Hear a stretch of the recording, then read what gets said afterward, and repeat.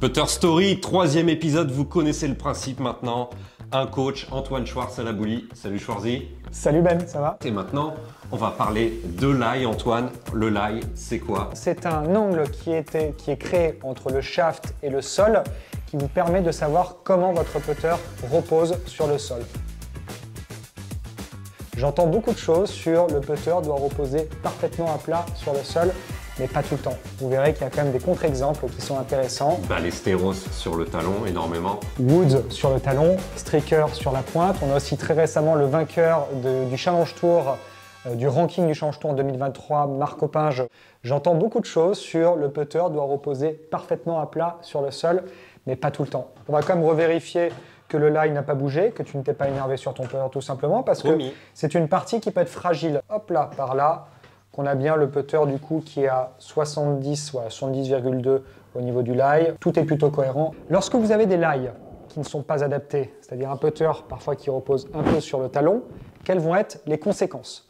La conséquence majeure va être qu'une sortie de balle peut être irrégulière, notamment un peu sur la droite. C'est comme sur les fers, à partir du moment où vous avez un lie qui est un petit peu ce qu'on appelle flat, lorsque le putter repose sur le talon, cette tendance est que la balle peut sortir à droite.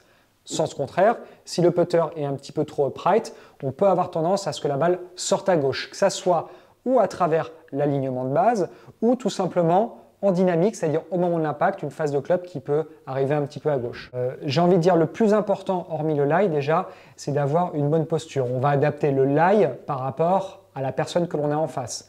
Exemple type, par exemple, à une contrainte physique. Une personne qui va avoir de grosses douleurs au dos. Qui ne peut pas trop se pencher. Exactement. Et lorsqu'on est un petit peu plus droit, par exemple, il peut se passer quoi? Tout simplement, le putter peut avoir tendance un petit peu à reposer sur la pointe. D'accord? Et si le putter repose un peu sur la pointe, encore une fois, ce n'est pas une généralité, mais la tendance est que la balle peut sortir à gauche. Dans le sens où, lorsque je mets des outils, je peux voir tout de suite qu'en posture, quelle va être la tendance si la personne a tendance par exemple à être trop sur la pointe, a tendance à adresser le putter par exemple 3 degrés, 2 degrés upright. Et dans ces conditions-là, il faudrait, si la personne s'aligne mal ou elle a des problèmes de sortie de balle, pouvoir réadapter tout simplement le lie du putter pour le remettre dans une configuration qui puisse permettre à la balle de sortir en ligne. On a agi sur le lie du putter avec la machine. Bon là, en l'occurrence, on n'y a pas touché pour l'instant. Ouais. Mais est-ce qu'on peut aussi agir sur le lie du putter avec la longueur du manche? Oui, de toute façon, en fait, tout simplement, c'est que si je prends un putter qui va être, par exemple, très petit. Genre 32 inches? Ouais, là, je pense que, par exemple, on est sur un 32 inches sur celui-ci. Moi, par exemple, en posture, eh ben, on va voir que le putter a tendance à reposer un petit peu sur le talon, très légèrement sur le talon. À partir du moment où je sais que moi, la longueur de 34 est plus adaptée ici à ce niveau-là, on va se rendre compte que chez moi, le putter va beaucoup mieux reposer. Donc là, on est sur une longueur de, par exemple, 36 inches. Je vais avoir tendance déjà à devoir me mettre beaucoup plus droit et ça peut avoir tendance à me mettre un tout petit peu upright, donc un tout petit peu sur la pointe. Plus je vais me mettre comme ça, plus je vais solliciter les lombaires. Donc du coup, je vais me mettre plus en contraction. Plus je vais me mettre droit, moins je vais avoir de problématiques à ce niveau-là.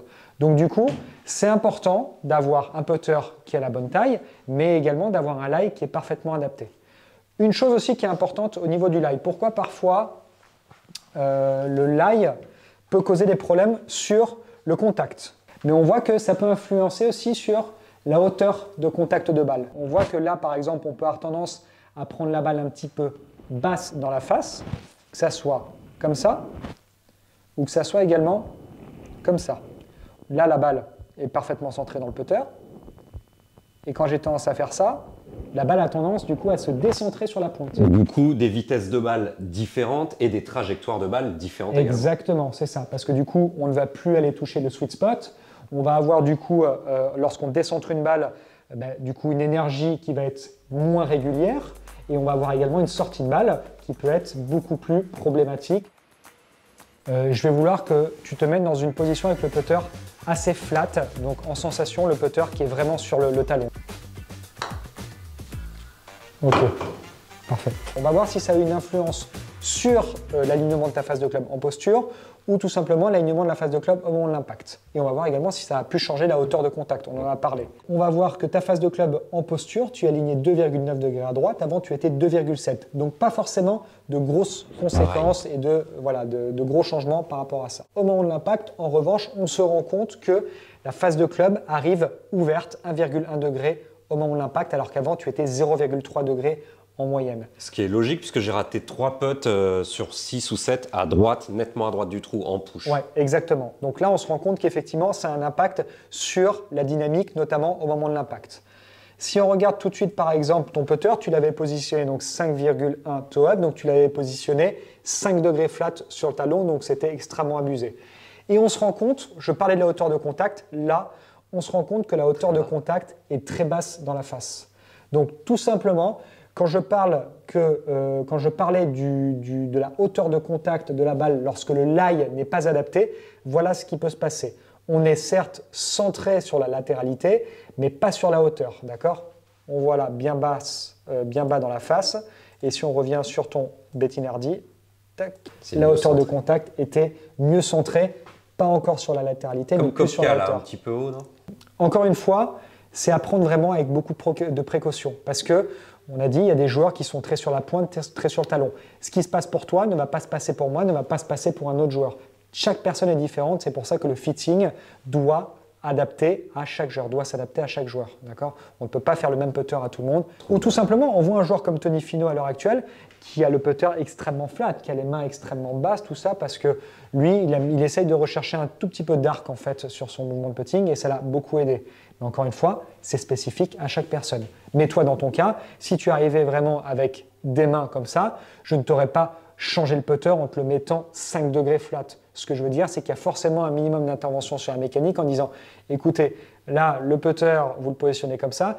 Essayons de le positionner dans une meilleure posture si jamais vous ne voyez pas d'inconvénient. » Mais dans un premier temps, c'était important de se rendre compte de ces chiffres-là. Et c'est exactement ce que tu m'as fait faire à l'épisode précédent sur le loft.